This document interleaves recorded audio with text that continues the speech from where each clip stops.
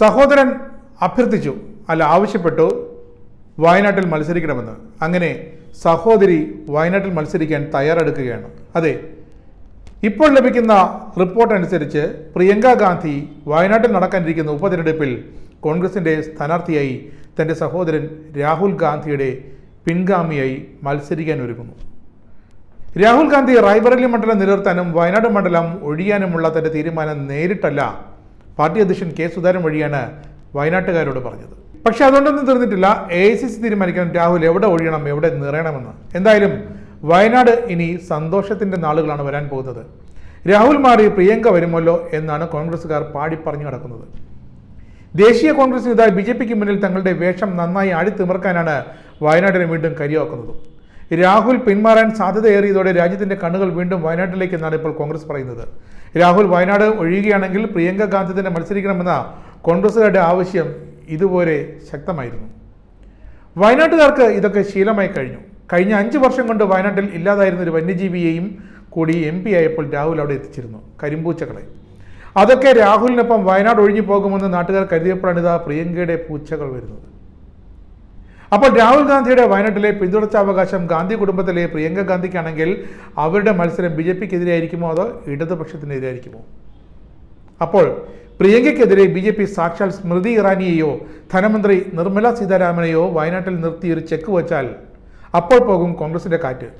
അത്രയേ ഉള്ളൂ. ഇതൊക്കെ സ്വന്തം കുടുംബമാണെന്ന് രാഹുൽ ആണയിട്ട് പറഞ്ഞിരുന്ന വയനാട്ടിനെ ഉപേക്ഷിച്ചു പോകുന്ന പഴി സഹോദരിയുടെ സ്ഥാനാർത്ഥിത്വത്തോടെ ഇല്ലാതാക്കാൻ കഴിയുമെന്നാണ് കോൺഗ്രസ്സുകാർ അടക്കം പറയുന്നത്. അല്ലെങ്കിൽ മത്സരിക്കാൻ ഷട്ടം തെച്ചിരിക്കുന്ന MMS ഇതാ ഇറങ്ങി വരും. അതൊഴിവാക്കാൻ കെ സുധാകരൻ പരമാവധി കളിക്കും. പ്രിയങ്കയെ നിർത്തി ജയിപ്പിച്ചത് ഒരു വെടിക്ക് രാഹുലും പ്രിയങ്കയും തന്നെ കയ്യിലിരിക്കുമെന്ന സുധാകരന്റെ കണക്കുകൂട്ടൽ തന്നെയാണ്. രാഹുലിന്റെ ഭൂരിപക്ഷം ഇത്തവണ ആനി രാജ കാരണം കുറഞ്ഞിട്ടുണ്ട്. 3,64,000 വോട്ടിന്റെ റെക്കോർഡ് ഭൂരിപക്ഷം നൽകിയിട്ടും വയനാട് മണ്ഡലത്തെ രാഹുലും കോൺഗ്രസും ദേശീയ നേതൃത്വവും കൈവിടുന്നു എന്ന പരാതിയും നിലനിൽക്കുന്നുണ്ട്.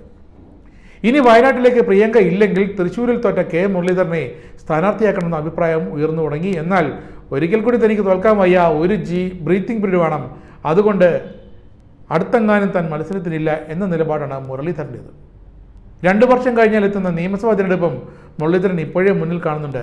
വട്ടിയൂർക്കാവിൽ മുരളീധരൻ വീണ്ടും സജീവമാകുകയുടെ എവിടെയെങ്കിലും ജയിക്കണമല്ലോ. കേരളത്തിലെ മറ്റാരെങ്കിലും മത്സരിച്ചാൽ ജയസാധ്യത ഇല്ലെന്നതിന് സംശയിക്കുന്ന നേതാക്കൾ കോൺഗ്രസിലുണ്ട് ഇപ്പോഴും. 2014 MA ഷാനവാസ് ജയിച്ചു കയറിയത് കേവലം 20,872 വോട്ടിനായിരുന്നു വയനാട്ടിലേതാണ്. ഇതാണ് അവർ തെളിവായി പറയുന്നത്. 2019 രാഹുൽ ഗാന്ധി വന്നതോടെ ഭൂരിപക്ഷം 4.5 ലക്ഷത്തിലേക്ക് എത്തി. പോരാട്ട നായിക എന്ന നിലയിൽ ഇതാ ദേശീയ തലത്തിൽ തന്നെ അറിയപ്പെടുന്ന ആനി രാജ ഇടതുപക്ഷത്തിന് വേണ്ടി വീണ്ടും ജനവിധി തേടുകയാണെങ്കിൽ അതും ജയസാധ്യതയെ ബാധിക്കാൻ ഇടയുണ്ട്. അത് പക്ഷേ AICC അല്ല, ഇടതുപക്ഷമാണ് തീരുമാനിക്കേണ്ടത് ആനി രാജ വയനാട്ടിൽ വീണ്ടും മത്സരിക്കുമോ ഇല്ലയോ എന്ന്. അതുകൊണ്ട് അതിൽ കയറി കളിക്കാൻ മാത്രം കോൺഗ്രസ് വളർന്നിട്ടില്ല. ഇത്രയും ബഹുഭൂരിപക്ഷത്തിന് ജയിച്ചിട്ടും രാഹുൽ വയനാടിനെ വഞ്ചിച്ചു എന്നതാകും ഇടതുപക്ഷത്തിൻ്റെ അടുത്ത പ്രധാന ആരോപണം. രാഹുലിനെ ജയിപ്പിച്ചില്ലായിരുന്നെങ്കിൽ ആനി രാജ നിശ്ചയമായും വയനാട്ടിൽ ജയിച്ചേനെ എന്നും ആനി രാജയുടെ ഉയർന്ന ഭൂരിപക്ഷം ചൂണ്ടിക്കാട്ടി ഇടതുപക്ഷത്തിന് അത് വ്യക്തമായി സമർത്ഥിക്കാനുമാകും. അതൊക്കെ ഓരോരോന്നായി തകർക്കുകയാണ് കോൺഗ്രസിൻ്റെ വയനാട് സീറ്റ് പ്രതീക്ഷയെ. അപ്പോൾ കോൺഗ്രസിനോട് പറയാനുള്ളത്, പ്രിയങ്ക വന്നാലും മറ്റേത് ദേശീയ നേതൃത്വത്തിലെ തലതൊട്ടപ്പൻ വന്നാലും വയനാട്ടിൽ നിങ്ങൾ ഇനിയൊന്ന് ഭയക്കണം. കാരണം രാഹുൽ ഇട്ടെറിഞ്ഞു പോകുന്ന മണ്ഡലമായി വയനാട് നാണം കെട്ടുകൊണ്ടിരിക്കുകയാണ്. കൂടുതൽ വാർത്തകൾ അറിയുവാനായി ഈ ചാനൽ സബ്സ്ക്രൈബ് ചെയ്ത് ഫോളോ ചെയ്യുക.